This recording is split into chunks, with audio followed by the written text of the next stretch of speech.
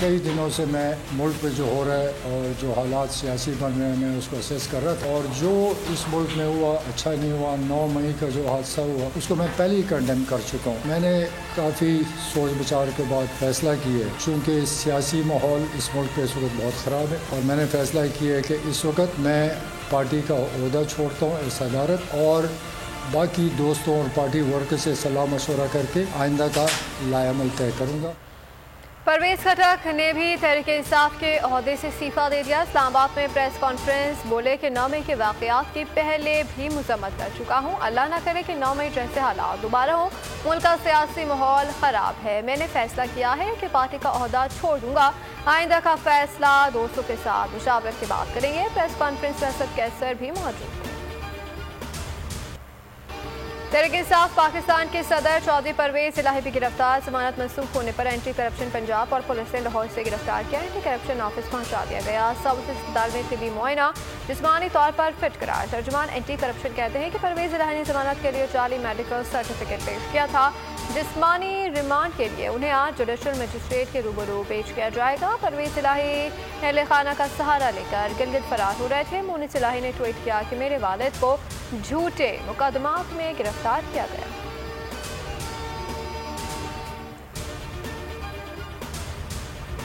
चौधरी परवेज इलाही को corruption cases में गिरफ्तार किया गया। निगरान वज़ीर इत्तलात आमिर मीर की बोल न्यूज़ से गुफ्तगू कहा कि परवेज इलाही पर करप्शन के मुताबिक केसेस हैं जिनमें वो मफरूर थे। पुलिस ने परवेज इलाही की गाड़ी को नाके पर रोका, मुज़ाहमत की गई, तमाम गाड़ी का शीशा तोड़ने पर परवेज इलाही गाड़ी से बाहर आए।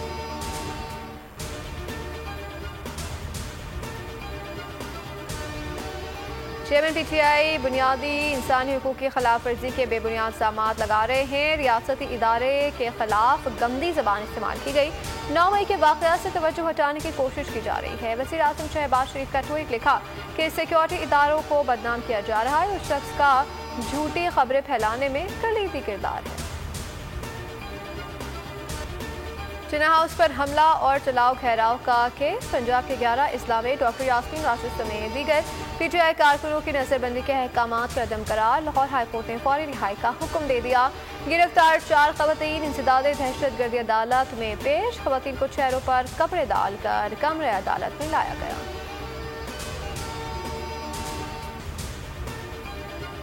महकमा दाखिला सिंध का एमपीओ के तहत गिरफ्तार 14 अफराद को रिहा करने का हुक्म। सेक्रेटरी दाखिला की सरबराही में कायम रिव्यू कमेटी को 20 दरख्वास्तें मौसूल। गिरफ्तार 14 अफराद को सड़कें ब्लॉक करने और धरने देने पर गिरफ्तार किया गया। इन अफराद के खिलाफ कोई और मुकदमा नहीं है तो रिहा किया जाए। महकमा दाखिला की मुख्तलिफ जेलों की सुपरटेंडेंट को हिदायत।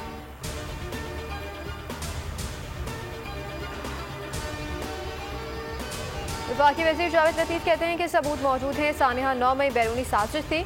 अता ताड़ड़ बोले कि जेलों में ख़वातीन से बदसलूकी नहीं हुई।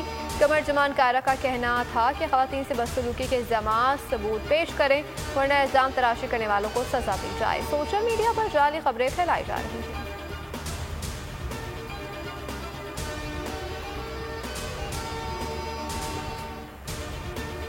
बहुत सारे लोग पार्टी में शामिल होने के लिए राब्ते कर रहे हैं। चौधरी परवेज इलाही का पता नहीं कि वो काफ लीग में वापस आएंगे या नहीं। रहनुमा काफ लीग चौधरी सरवर की बोलियों से गुफ्तगू कहा कि पूरे मुल्क में एक ही रोज इंतखाबात होने चाहिए। पाक फौज से सारे यकजहती के लिए मुल्क भर में रैलियां। फिजा पाकिस्तान जिंदाबाद और पाक फौज जिंदाबाद के नारों से गूंज उठी। शुरा का 9 मई के वाक़यात की शदीद मजम्मत। शर पसंदों को करार वाकई सजा देने का मुतालबा। मुल्क की मैशत के लिए अच्छी खबर। ओपन मार्केट में अमरीकी डॉलर 12 रुपये सस्ता होकर 299 रुपये का हो गया। इंटरबैंक में डॉलर 9 पैसे सस्ता होकर 285 रुपये 38 पैसे पर बंद हुआ। Foreign exchange association chairman Malik Bostan की हुकूमत को आइंदा 2 साल तक माहाना 1 अरब डॉलर फराहम करने की पेशकश। कहा कि डॉलर मजीद सस्ता होगा। उधर फी तोला सोना भी 5400 रुपये सस्ता हो गया। कीमत 2,29,000 रुपये हो गई।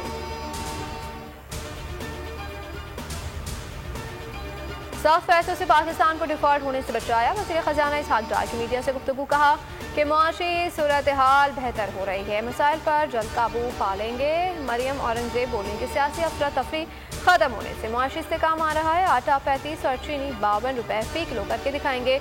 वज़ीर मुमलिकत आयशा अब्बास पाशा ने कहा कि IMF के साथ 9वां और 10वां जायजा मुकम्मल करना चाहते हैं। मुल्क के डिफॉल्ट का कोई खतरा नहीं।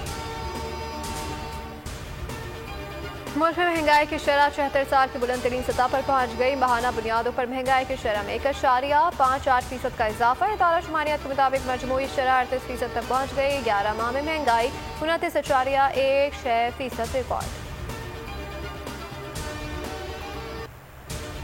हुकूमत का supreme court practice and procedure bill पर नजरसानी का फैसला। अटॉर्नी जनरल ने अदालत उस्मा को आगाह कर दिया। बताया कि कानून में तरमीम सुप्रीम कोर्ट के मुशावरत से होगी। चीफ जस्टिस उमरता बंदियाल का फैसले का खैर मकदम। हुकूमत कानून पर नजरसानी और मुशावरत चाहती है तो ये खुद चाइन है। अदलिया के हवाले से एक तरफा कानून साजी नहीं होनी चाहिए। अदालत के रिमांड समात आइंदा हफ्ते तक मुलतवी। कानूनी फ्रेमवर्क में खामियों को खत्म करने के लिए सालिसी कमेटी की तश्कील।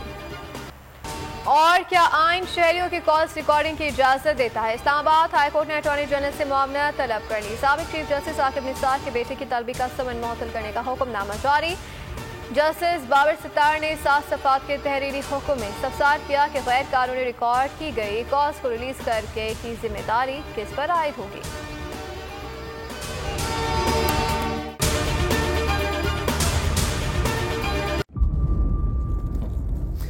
इंतजार था ना, चलो इस बार वो करते हैं जो इससे पहले किया ही नहीं। किस्मत की आंखों में आंखें डाल के जीतना होगा। सब में शेर जैसी राह, जर्रा जर्रा भी हर कंटेस्टेंट को लगेगा पहाड़। लड़खड़ाना नहीं है, खोल दो अपने पंख अगर आसमान छूना है। अबे लग रहा है ये सब पहले भी कहीं सुना है।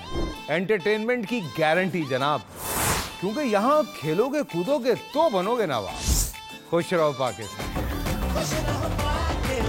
खुश रहो पाकिस्तान बुध और जुमेरात शाम 7 बजे सिर्फ बोल एंटरटेनमेंट पर। सब्सक्राइब करें और बेल दबाएं ताकि कोई खबर रह न जाए।